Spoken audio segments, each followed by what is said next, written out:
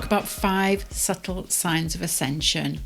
Before I start, I need to give myself and maybe you a picture, and also something I need to say before I start is this isn't medical advice. Imagine this, all of us sat around little round tables like at a birthday party. All of us are very different. Some of us have got really closed electromagnetic systems. Some of us have got slightly open, medium, and some of us are very susceptible to allowing light in, as in it just is, we're all ready and we're all open. Imagine that birthday party is taking place in a football stadium with a weather roof over the top. That weather roof has always been slightly retracted.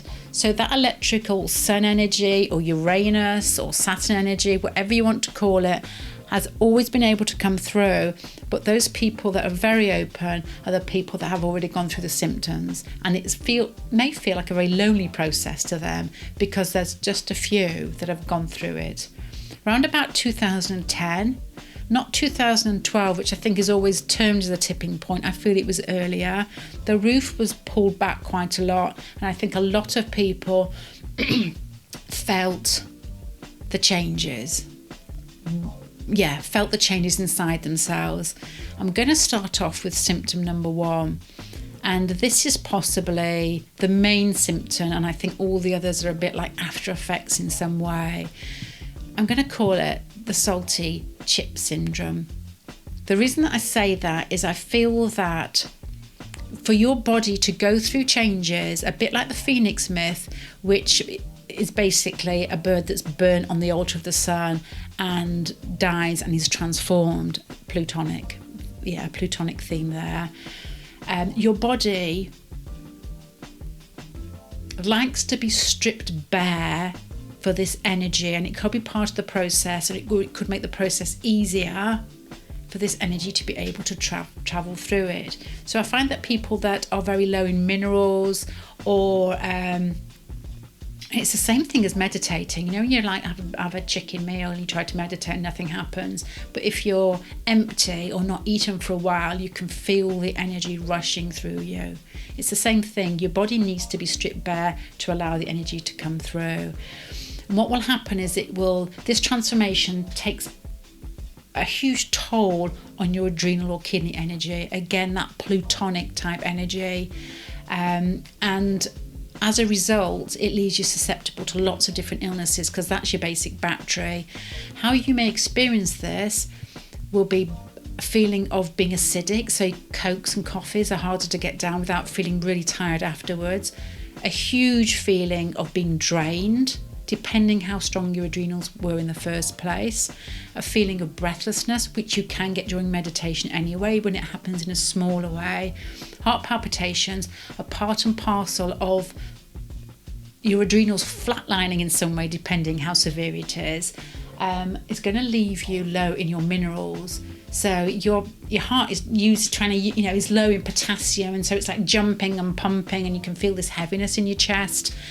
And that's why I call it the salty chip syndrome, is because you start craving the potassium and you start craving the sodium, which are possibly the main minerals that dip in this process and that your adrenals need to be able to work properly.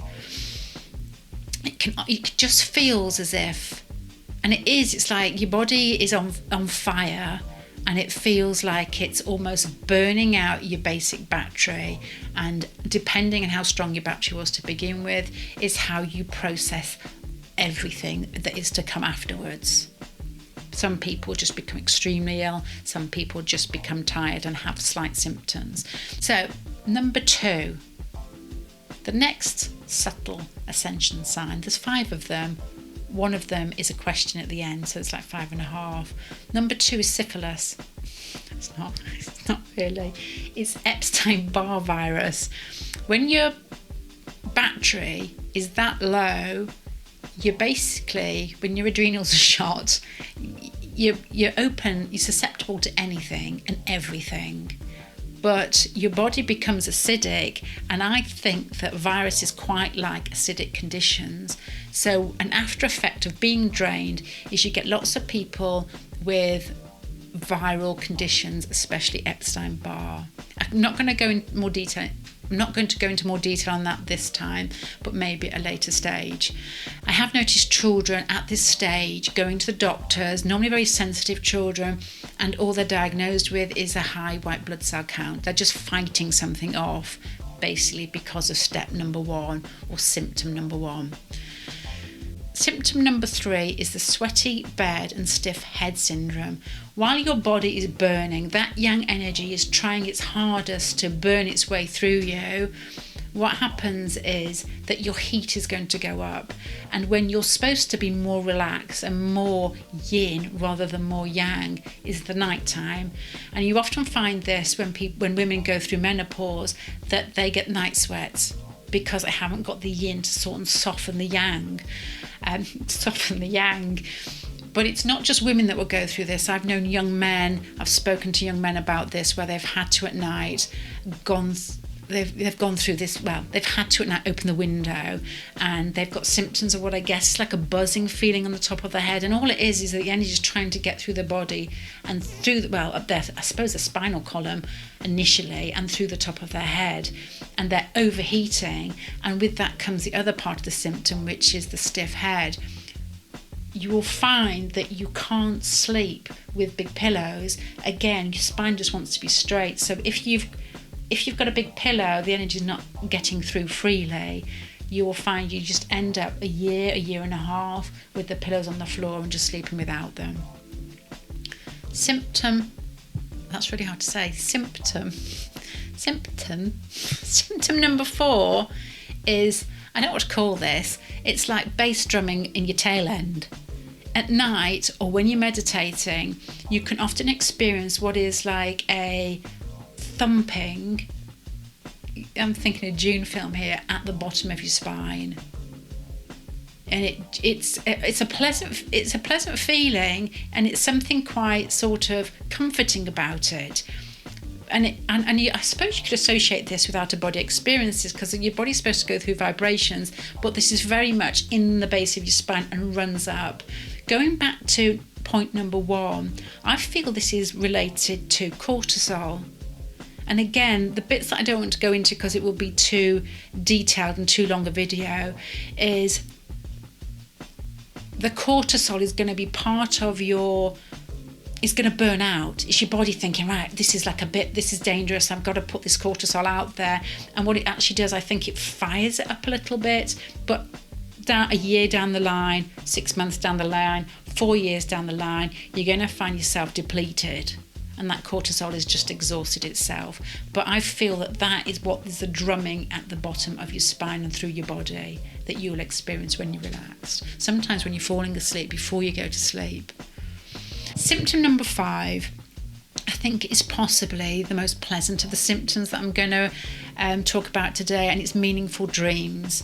The way that we experience this energy in its more subtle ways, more psychological ways, or more psychic type ways is going to be different for each of us.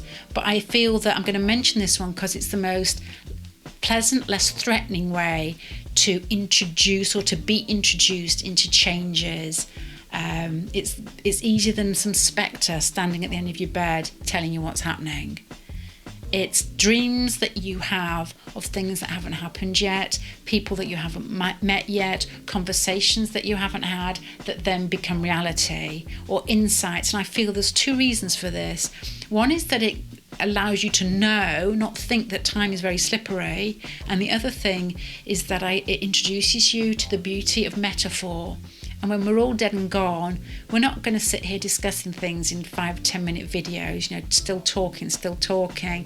What you're going to get is like a download. And so it's going to be an immediate understanding. And in dreams, we have that.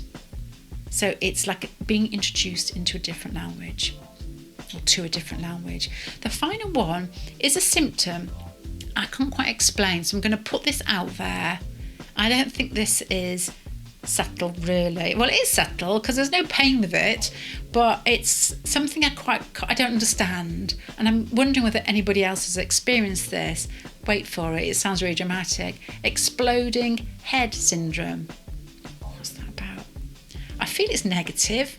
To me, it feels like this is what it is. It's when you wake up in the night and your head literally explodes.